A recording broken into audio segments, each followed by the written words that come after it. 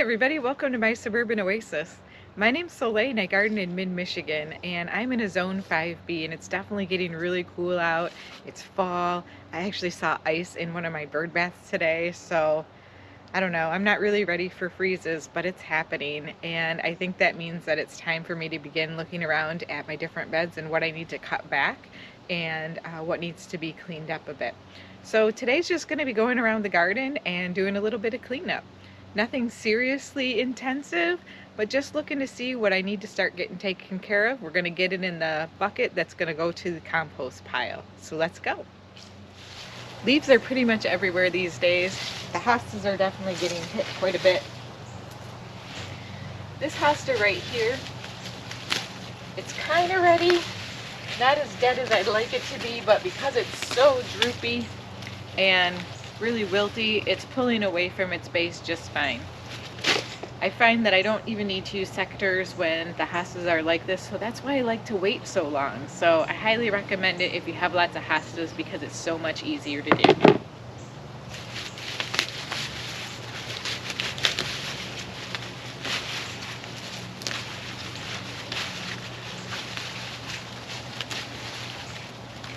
I like to refer to this technique as my wiggle and pull technique, so I'm going to give you a close-up of it right now.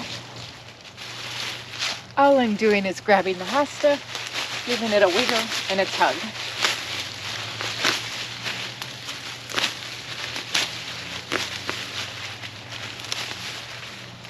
It's so much faster than trying to clip through all of these, and you don't have to worry about whether your secateurs are sharp or not.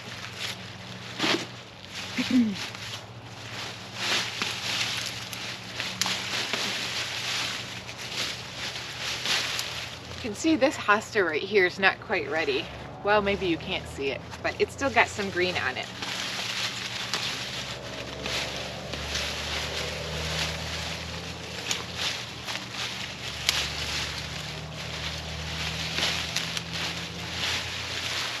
This is going to allow me to see a lot more ground so I can see where to plant some of my bulbs.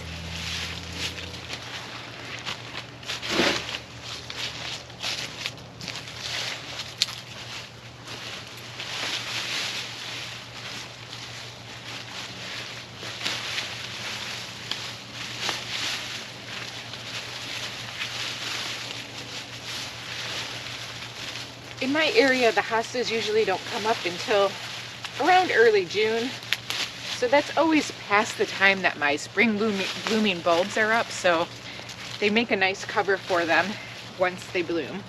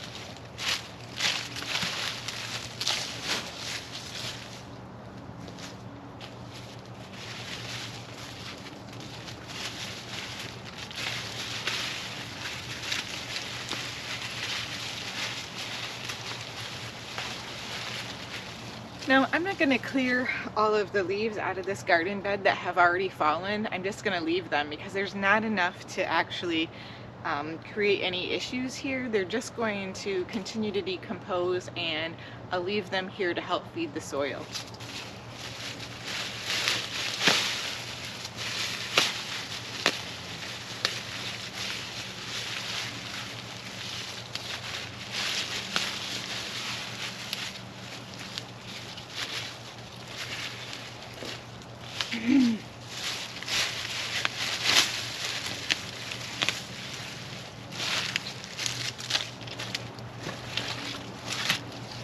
Rather than come through twice, I am going to use my secateurs on this particular hosta, just so I don't have to come back in this bed again later.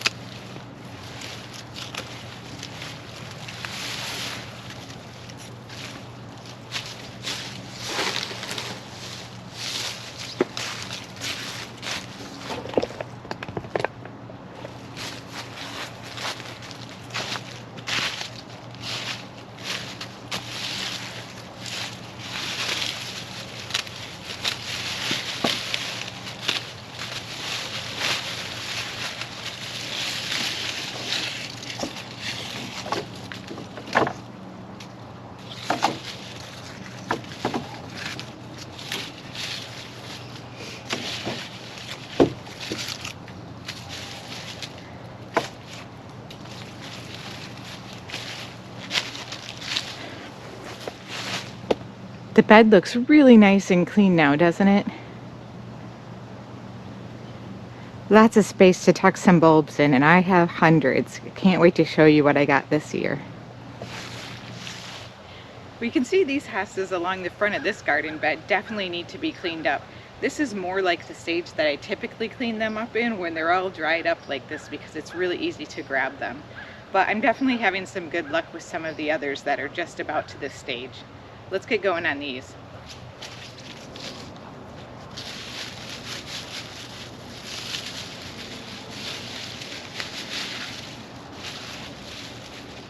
These hostas even have some of the stems from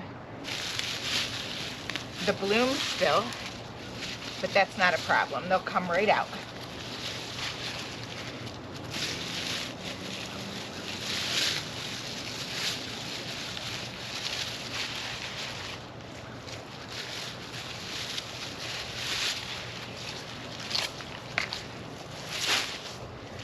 Now I know some people just can't stand an untidy garden or something that looks untidy in order for it to die back before pulling it, but it really is a time-saving technique for me.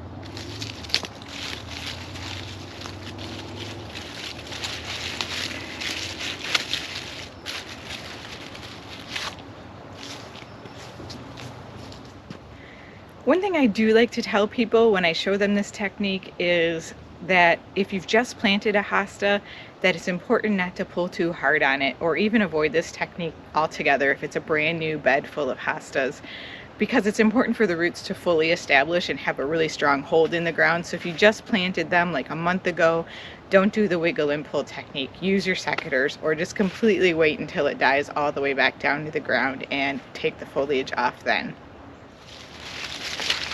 We'll just get this bed finished now. We still have lots to go, but it's going quickly.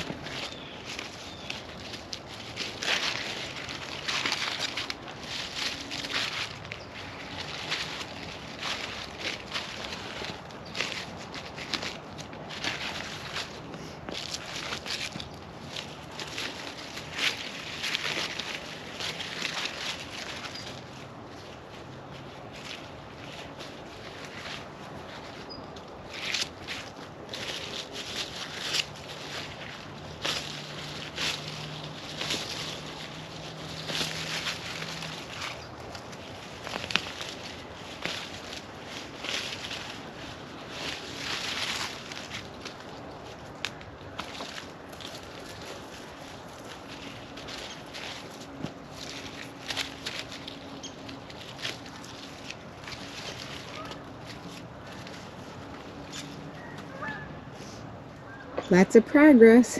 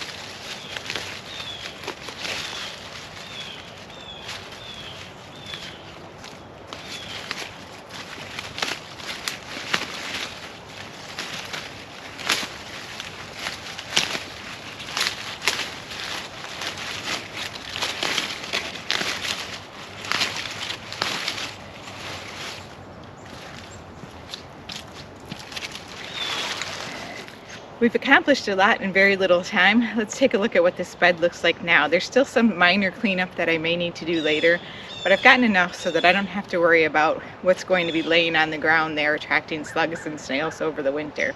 So we'll take a look at this, and then we're going to cut a couple of things back that are different from hostas.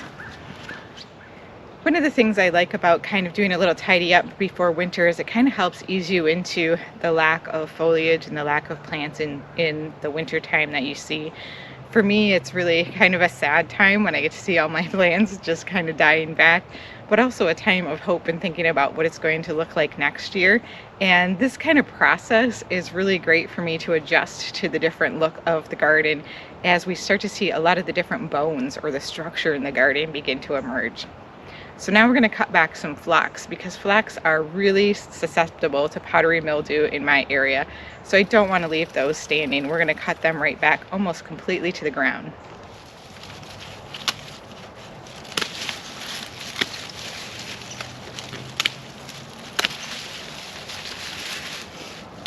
These phlox are still green, but they're definitely not going to bloom much anymore. And I'm leaving about a ½ inch or an inch above the ground, just so I can see where it clearly is planted.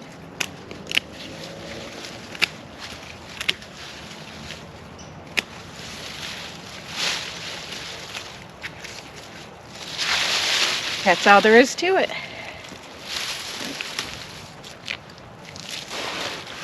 Another plant that is susceptible to mildew in my garden are these fall asters. So I'm just going to cut this back because it's done blooming as well. And I'm cutting it back all the way to the base. There's lots of other phlox in this garden bed, so we're going to clean these up as well, just cutting them all the way down back to the base.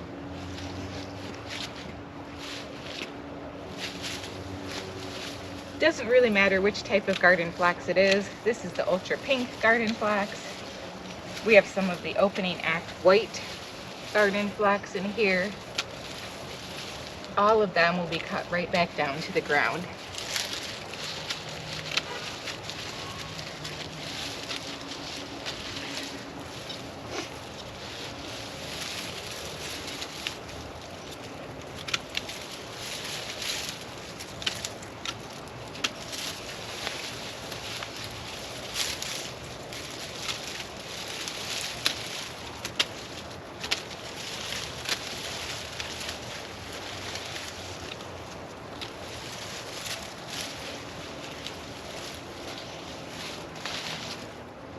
Well guys, thanks for joining me today. I hope you enjoyed this garden cleanup where we cleaned up the hosta and the phlox together. Those are two perennials that I definitely think it's important to cut back here in Michigan, especially because of the powdery mildew issue with the phlox. So if you're in your garden and you're wondering what perennials you need to clean up, think about those that have started to die back and things that are browning or have turned to mush. Those are all good things to get out of your garden so that they don't attract slugs and snails and other diseases over the winter. Cut them back to the ground almost all the time. And what will be nice is that the roots will continue to grow and expand within the soil as long as the soil isn't frozen. Once the soil freezes over, everything will go dormant, and next year we'll get to see them all again. Thanks again for joining me today. I appreciate each and every one of you joining me. We'll see you next time. Bye.